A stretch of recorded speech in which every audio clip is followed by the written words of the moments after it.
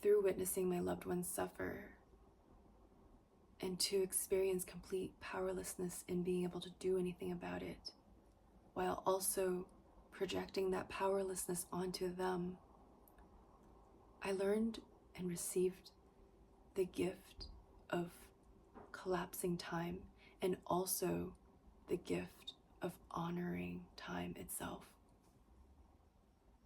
Because what I learned through basically being met with my greatest fears and being put at the exact threshold where I had to open myself up to my greatest fears is that my relationship to time, our relationship to time, has more to do with our openness, our capacity to receive the infinite field that contains the polarity that we are resisting. What I mean by this is, when we are resistant to receiving the infinite through us, it's because we are resisting a specific polarity. And it could be the polarity of power versus powerlessness. It could be the polarity of fear and courage, of chaos and clarity, harmony. And whatever that is for each of us, whatever field we are currently resisting, is also going to be what creates a tempo in our lives. And what I learned is that there's nothing wrong with resistance, because resistance is actually what creates the tempo of our lives. It's what creates the space between the notes. And what I really needed to understand was what I was really resisting and what that prevented me from fully experiencing. Because only through receiving the field of powerlessness could I actually receive its polarity, which is in the same unified field, in the same non-dual field.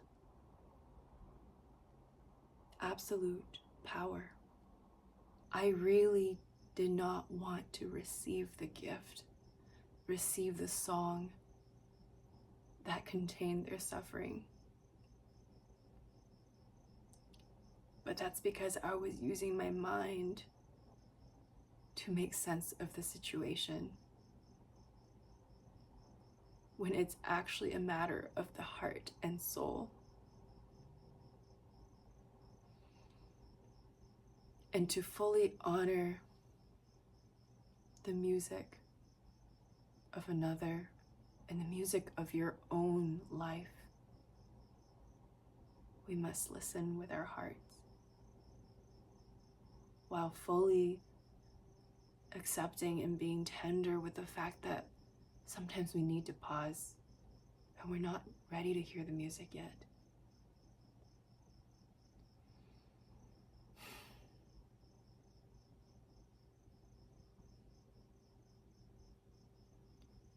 But today I can say that despite thinking that I would never be able to find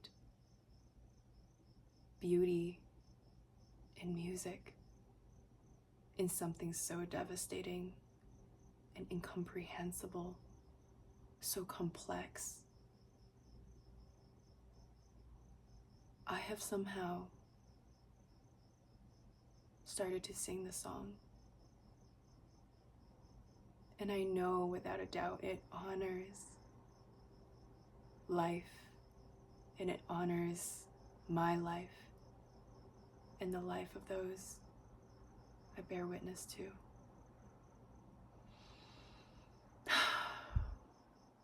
Through truly being present and accepting what is, and including my own limitations to receive everything that is,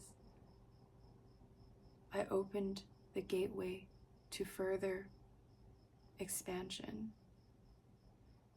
And that's because when we push or pull, when we try or when we resist in our dance with the field, we actually step out of full presence with it. And it's our full presence with the field that allows it to move through us. So I feel that the most appropriate way to anchor this gift, the gift of collapsing time, actually comes from sitting with yourself, with your heart fully open to yourself, as you acknowledge all of your resistances, and to give yourself full permission to be exactly where you are right now, in your resistance, in your capacity to receive the infinite field that contains whatever you're afraid of.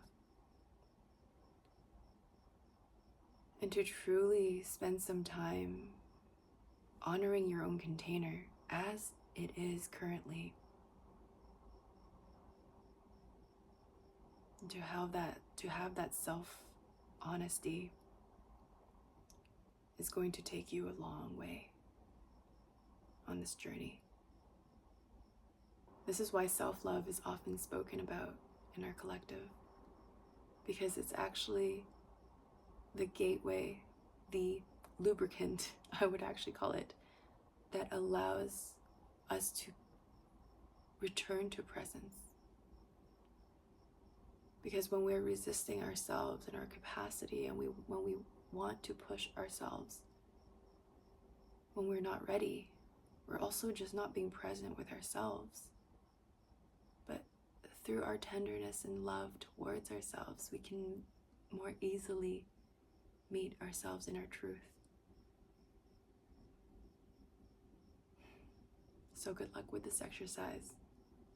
And in my next video, I will share another gift that I received.